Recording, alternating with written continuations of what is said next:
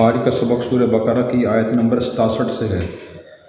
اعوذ باللہ من الشیطان الرجیم، بسم اللہ الرحمن الرحیم۔ وَإِذْ قَالَ مُوسَىٰ لِقَوْمِهِ إِنَّ اللَّهَ يَأْمُرُكُمْ أَن تَذْبَحُوا بَقَرَةً قَالُوا وَتَتَّخِذُنَا هُزُوًا قَالَ أَعُوذُ بِاللَّهِ أَنْ أَكُونَ مِنَ الْجَاهِلِينَ قَالُوا ادْعُ لَنَا رَبَّكَ يُبَيِّن لَّنَا مَا هِيَ قال إنه يقول إنها بقرة فارغ ولا بكر عوان بين ذلك فافعلوا ما تؤمرون قالوا ادع لنا ربك يبين لنا ما لونها قال إنه يقول إنها بقرة صفراء فاقع لونها تسر الناظرين قالوا ادع لنا ربك يبين لنا ما هي إن البقرة تشابه علينا وإنا إن شاء الله لمهتدون قال إنه يقول إنها بقرة لا ذلول تثير الأرض ولا تسقي الحرث مسلمة لا شية فيها قالوا الآن جئت بالحق فذبحوها وما كادوا يفعلون وإذ قتلتم نفسا فادارأتم فيها والله مخرج ما كنتم تكتمون فقلنا اضربوه ببعضها كذلك يحيي الله الموتى ويريكم آياته لعلكم تعقلون۔ وَإِذْ اور وقت یاد کرنے قابل ہے جب موسیٰ نے اپنی قوم سے فرمایا بے شک اللہ تمہیں حکم دیتے ہیں کہ تم ایک گائے ذبح کرو۔ قالوا انہوں نے کہا کیا آپ ہم سے مذاق کرتے ہیں؟ قال موسیٰ نے فرمایا اعوذ باللہ میں اللہ کی پناہ مانگتا ہوں ان اکون من الجاہلین اس بات سے کہ میں جاہلوں میں سے ہو جاؤں۔ قال ادع لنا انہوں نے کہا کہ آپ ہمارے لیے اپنے رب سے دعا کیجئے کہ ہمارے سامنے بیان کریں ما ہی وہ گائے کیسی ہو۔ قال موسیٰ نے فرمایا کہ انہ یقول اللہ تعالیٰ فرماتے ہیں کہ وہ انہا بقرۃ وہ ایسی گائے ہے لا فارغ ولا بکر نہ وہ بوڑھی ہو اور نہ کم عمر کی عوان بین ذالک اس کے درمیان ہو ففعلوا ما تؤمرون جو تمہیں حکم دیا گیا تم اسے کرو پورا کرو۔ قالوا بنی اسرائیل کے لوگ کہنے لگے ہمارے لیے اپنے رب سے دعا کیجیے ہمارے سامنے وہ بیان کرے کہ اس کا رنگ کیسا ہو۔ تو موسیٰ علیہ السلام نے فرمایا کہ اللہ تعالیٰ فرماتے ہیں انہا بقرۃ صفراء کہ وہ زرد رنگ کی گائے ہے فاقع لونھا جس کا رنگ گہرا ہو تسر الناظرین وہ خوش کر دے دیکھنے والوں کو۔ انہوں نے کہا کہ اپنے رب سے ہمارے لیے دعا کیجیے ہمارے سامنے بیان کرے وہ گائے کیسی ہو۔ ان البقرۃ تشابہ علینا بے شک وہ گائے ہم پر ایک دوسرے کے مشابہ ہو گئی ہے۔ وَإِنَّا إِن شَاءَ اللَّهُ لَمُهْتَدُونَ اور اگر اللہ نے چاہا تو بے شک ہم ہدایت پالیں گے اور مقصد کو پہنچ جائیں گے۔ قال موسیٰ علیہ السلام نے فرمایا کہ انہ یقول اللہ تعالیٰ فرماتے ہیں کہ وہ ایسی گائے ہے لا ذلول نہ ہی وہ کام کرنے والی ہو تثیر الارض جو زمین میں ہل چلاتی ہو ولا تسقی الحرث اور نہ زمین کو کھیتی کو سیراب کرتی ہو مسلمۃ وہ صحیح سالم بے عیب ہو لا شیۃ فیہا اس میں کوئی عیب نہ ہو۔ قالوا انہوں نے کہا الآن جئت بالحق اب آپ حق بات لے کر آئے ہیں فذبحوها انہوں نے وہ گائے ذبح کی وما كادوا يفعلون وہ ایسا کرنے والے تھے نہیں۔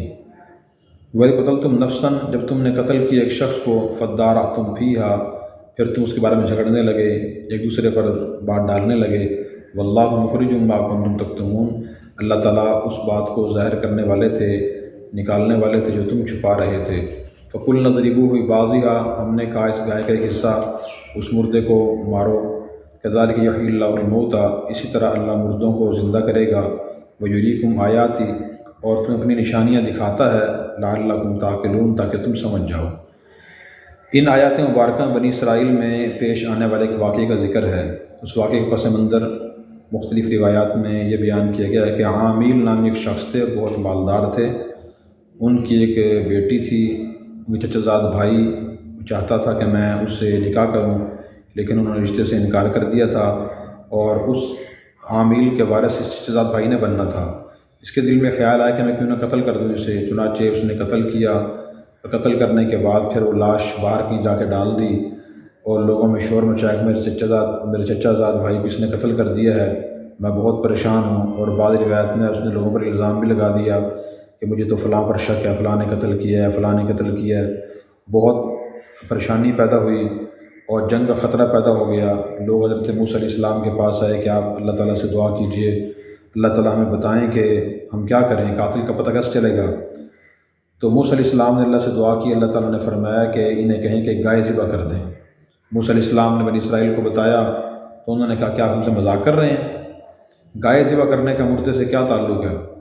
تو موسیٰ علیہ السلام نے فرمایا کہ اللہ کی پناہ میں جاہل بن جاؤں، مذاق اڑانا، فضول باتیں کرنا جاہلوں کا کام ہے۔ اس سے سمجھ آئے کہ آدمی کسی کا مذاق نہ اڑائے، فضول بات نہ کرے۔ مذاق اڑانے کا مطلب یہ ہوتا ہے کہ آدمی کسی کی حرکت، کسی کے بولنے کے انداز، چیزوں کا، کسی کے اعضاء کا مذاق اڑائے کہ وہ بولتا ایسے ہے، ایسے بولتی ہے، وہ چلتا ایسے ہے، وہ یہ کام ایسے کرتا ہے۔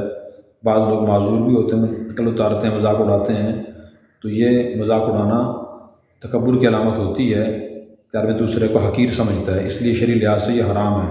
اسی طرح موسیٰ علیہ السلام نے پناہ مانگی کہ میں جاہلوں میں سے ہو جاؤں۔ اس سے معلوم ہوا جہالت اور لا علمی اچھی چیز نہیں، بری چیز ہے، پیغمبر نے اس سے پناہ مانگی ہے۔ بعض بے علم لوگ کہہ دیتے ہیں کہ جی تعلیم یافتہ لوگوں سے ان پڑھ لوگ بہتر ہوتے ہیں، تو موسیٰ علیہ السلام دیکھیں جہالت سے، لا علمی سے پناہ مانگ رہے ہیں، جہالت اچھی چیز نہیں ہے۔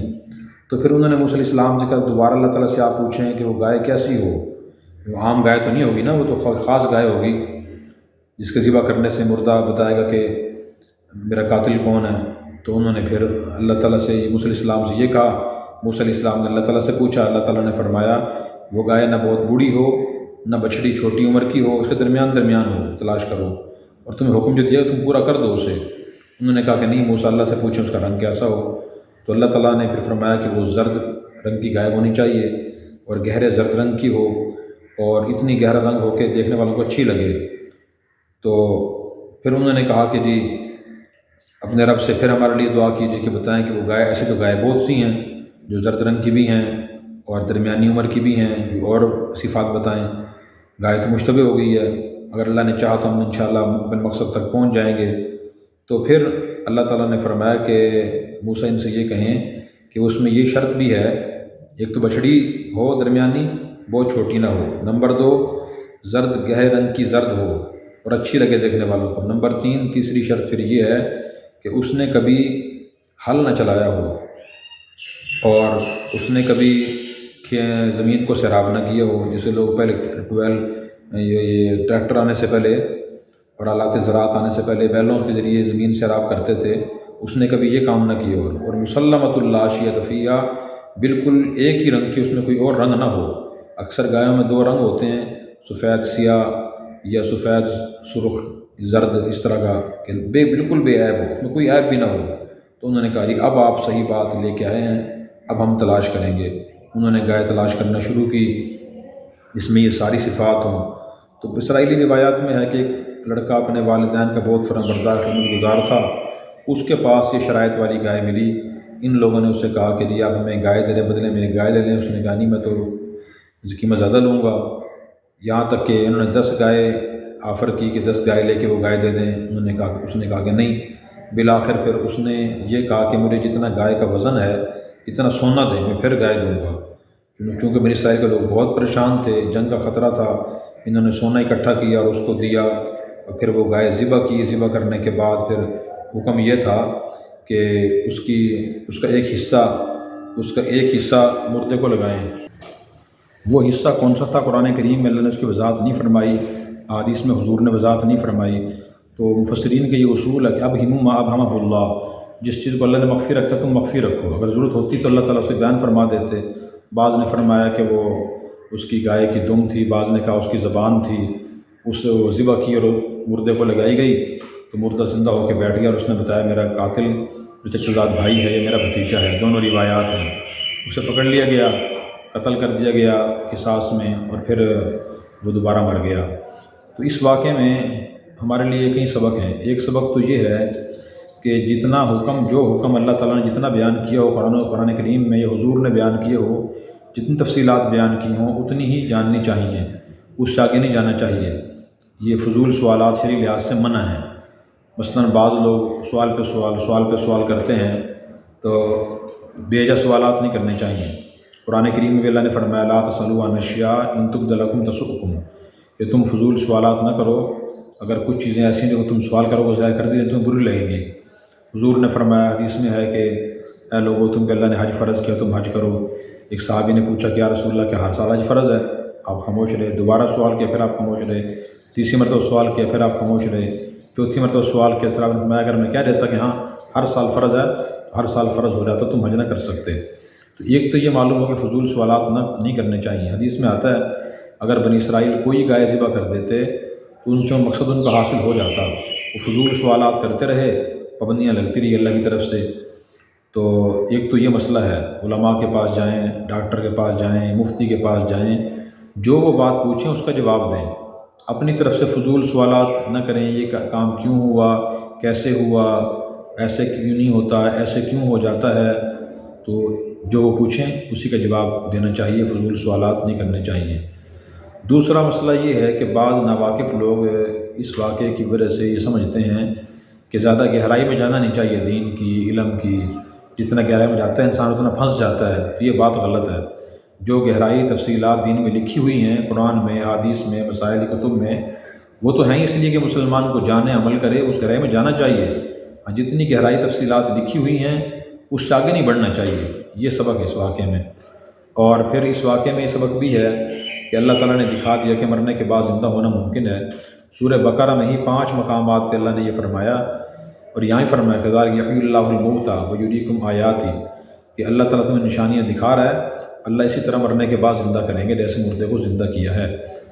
اور اس سے یہ بات سمجھ ہے کہ انسان اپنے مرنے کے بعد زندہ ہونے کو بھی یاد رکھے۔ اکثر ہم لوگ اپنی دنیا مصروف رہتے ہیں کہ دنیا کا فلاں کام کر لیں، پیسہ کیسے کمائیں، کیا کھائیں، مکان کیسے بنائیں، کپڑے کیسے پہنیں، سفر کرنا ہے اس کی تیاری کیسے کریں۔ چیزوں کی فکر ہوتی ہے، مرنے کے بعد زندہ ہونے کی، وہاں کے حساب کی فکر نہیں ہوتی۔ تو یہ بنیادی عقیدہ ہے کہ مرنے کے بعد زندہ ہونا ہے ہم نے، اور یہاں کی زندگی کا حساب دینا ہے۔ تو اللہ نے فرمایا واللہ مخرج ما کنتم تکتمون، جو تم چھپا رہے تھے اللہ نے وہ ظاہر کر دیا۔ انسان جو بھی کام کرتا ہے کتنا ہی چھپائے کر لے، اللہ تعالیٰ اسے ظاہر کر دیتے ہیں۔ اللہ تبارک و تعالیٰ ہمیں اچھے کام کرنے کی، قرآن کریم سمجھنے کی اور اخلاص نیت سے عمل کرنے کی توفیق عطا فرمائے۔